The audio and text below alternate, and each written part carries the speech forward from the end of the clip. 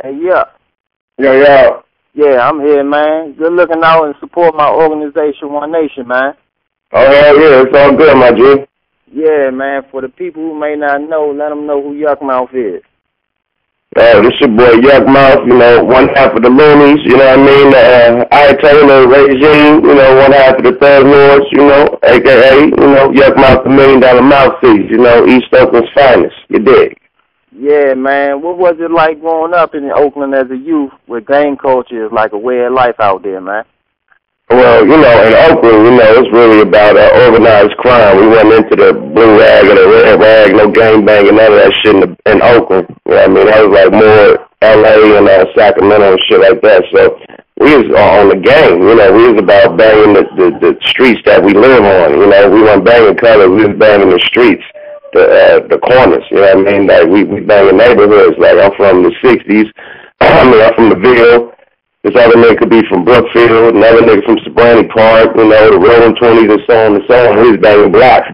So, just being from that aspect, organized crime, being up in the projects when Felix Mitchell was doing this thing and Lil D, some of the biggest, most notorious kingpins from Oakland, you know what I mean? They from my neighborhood. So, just coming from that cloth and, being right down the street from the Panthers, you know what I mean? They had their thing on MacArthur and the Muslims and the Answers and everybody. So it was a black power movement and niggas was pimping and, motherfuckers had got that work out there so they could get rid of the Panthers. So now you got the streets flooded with all types of crack and dope and niggas is balling, you know what I mean? But at the end of the day, it did stop the movement. It stopped the Black Panther movement to shut it down.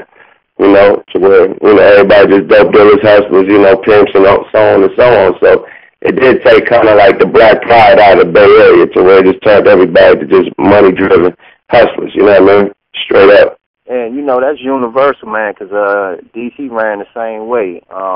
Back in the day, I seen the video, you was fucking with them niggas on the northeast or the southeast side. Right, my niggas, the outlaw niggas, yup. Yeah, I seen that video, man. I don't know if y'all was on Bennett Road or something, man. I forgot. 43rd or 47th, 42nd, 43rd. Yeah, and out here, as you probably already know, we ran the same way. Niggas represent by each block for block or whatever, so we can just like that. But I was, I never been out of Oakland before, but I was assuming it was ran like the other parts of L.A. or something like that. You see what I'm saying? Nah, we don't even get to that. The only time we deal with any L.A. politics is when niggas go to the pen, you know what I mean? And that's when, the L.A. is usually the blood card, hook up with the Bay Area card, because the Bay Area card, we always say blood, blood, blood, so they automatically think we bloods, just by us saying what's up, blood, when we ain't bloods. But the blood card usually fuck with us in the pen, so that's the closest thing we come to gangbanging is when we get in the pen. You got to click up, it's black against white, Mexican against black. You got to click up. Chinese against black. It's everything against black in that motherfucker. So you got to click up. So that's the only time we get into some gangbang politics as far as Bay Area niggas and LA niggas, Yeah, that's understandable, man. And you being a vet of the game, let's briefly run down your contributions to rap, man. You know what I'm saying? Okay. What you were saying? No. Let you finish, go ahead. Oh, no, I was going to say, man, you made like a ragged album since you first came out in 94. I might be wrong off on the number of albums, but like about 12 to 14 or something like that. Yeah, something like that. Yeah. Ain't counting. You said ain't counting. And you were part of the platinum selling group, the Loonies. Yeah, so. Yeah, is he in or he out? No, I'm locked up. He'll be out next year. Free now. He'll get out. Are y'all planning on doing another Loonies album? Yeah, of course. That's what I was about to say. We definitely gonna do that Loonies reunion album. You know what I mean? Probably call them motherfucker 20 on it. You know what I mean? 20 years in the game, 20-year anniversary. You know what I mean?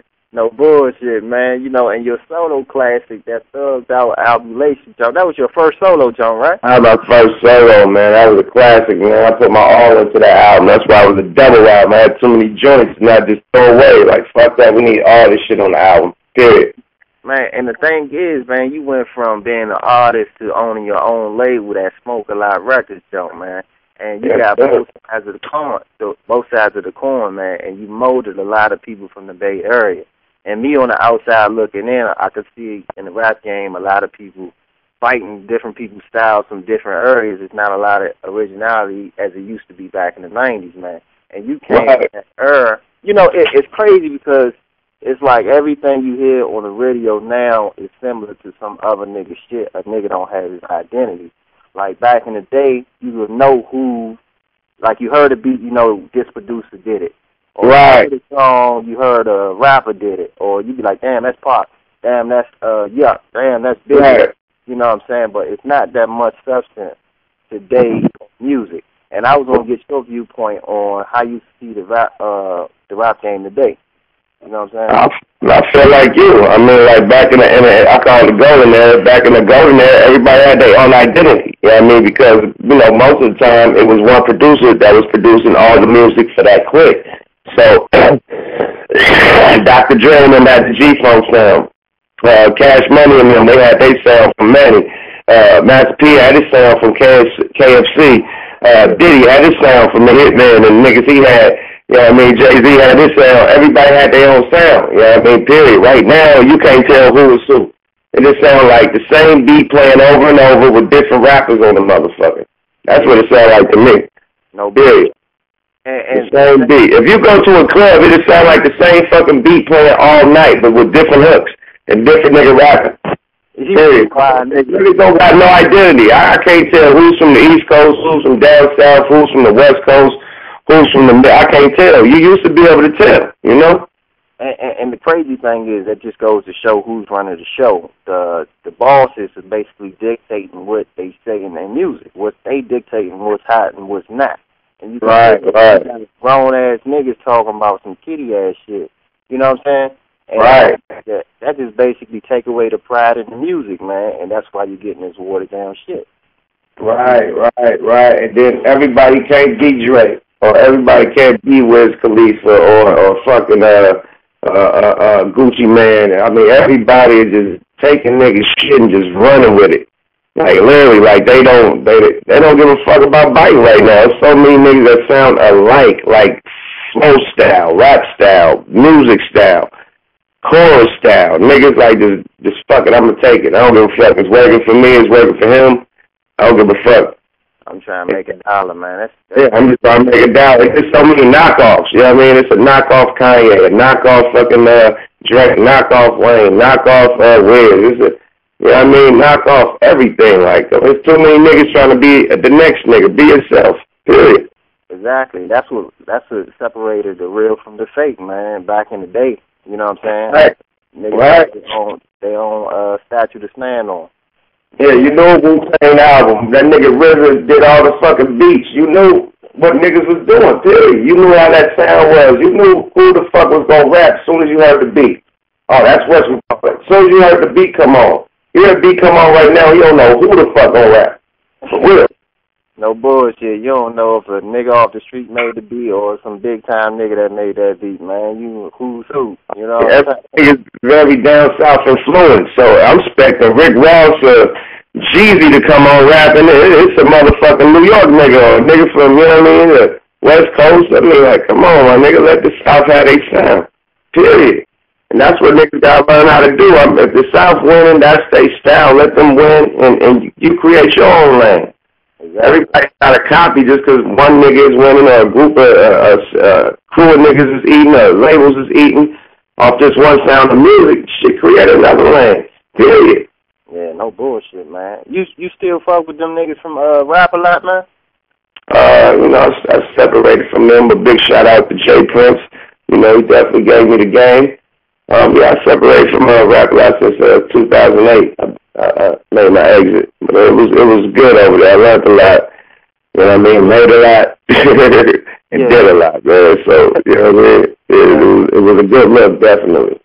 And over these years, man, what was your blueprint of staying consistent and constant with your music all these years, man? Since you've been out since 1994. Man, just loving to make music, man. I wake up with hooks and verses in my head, like soon in the morning. I just got drive, period. you know, to just make music. And I'm always in the motherfucking lab. We in the lab every day. We smoking. So, I mean, what the fuck else to do but record, you know? Yeah. And, you know, shit, you get a library of music and start putting that shit out, you know? And I record from the heart. It's all personal experiences, you know what I mean, or shit that I've seen or went through. You know what I mean? I'm not rapping about fucking paid in full movie, a Scarface movie, or some Gambino shit. You know what I mean? I'm talking about my life. You know what I mean? Unlike a lot of niggas, you know, watch movies and try to become movie characters and shit. And, you know, I don't do that, man. Period. Like I do me, straight up. I was going to say, that's their creative thinking, man. And, them boys got a motherfucking big imagination. Yeah, no bullshit. And this gonna bring me to my next question, man, about the conversation we on now about people having imaginary tales in their rhymes. What are some of the issues young niggas are faced with in Oakland, and what can other rappers and people in the community do to give back to their hood? Cause you see niggas, I had a conversation with Edie Amin about this, man. It's always you see niggas on the TV with Benzes and shit like that, and they say, my hood this, my hood that, but they don't do shit for them. Right. You know what I'm saying? And it's crazy, and those be the same niggas that ban from their neighborhood, man. Right.